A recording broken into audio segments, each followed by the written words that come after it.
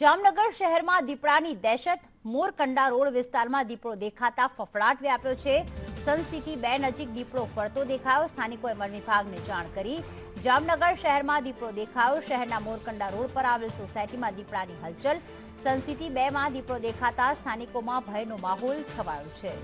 ઉપેન્દ્ર ગોહિલ વધુ વિગતો જણાવશે. ઉપેન્દ્ર, દીપડો દેખાતા વન વિભાગને જાણ કરવામાં આવી છે. હાલમાં કે તેનું કોઈ લોકેશન મળી આવ્યું છે? વન વિભાગ દ્વારા કઈ કઈ જગ્યાએ પાંજરા મૂકવામાં આવ્યા?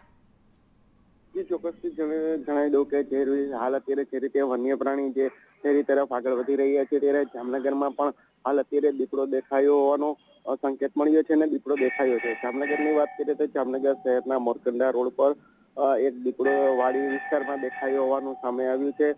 થોડા દિવસ પહેલા કાલાવાડ અને લાલપુર પંથકમાં પણ દીપડો દેખાયો હોવાનું સામે આવ્યું છે. એટલે કે કહી શકાય કે જે રીતે વન્ય પ્રાણી માનવ વસ્તી તરફ આગળ વધી રહી છે તે રીતે જામનગર શહેર અને હાલ અત્યારે ગ્રામ્ય પંથકમાં દીપડો જોવા મળી રહ્યો છે. પરંતુ આ જાણ થતા હાલ તો સ્થાનિકોમાં ભયનો માહોલ ફેલાયો છે અને સ્થાનિકોએ વન વિભાગને જાણ કરી જામનગર જે સન સિટી વિસ્તાર છે તેમાં અલગ અલગ જે વાડી વિસ્તાર છે તેમાં હાલ અત્યારે પાંજરા મુકાયા છે અને તેને ટ્રેસ કરવાનું વન વિભાગ દ્વારા શરૂ કરવામાં આવ્યું છે. આભાર તમામ વિગતો માટે.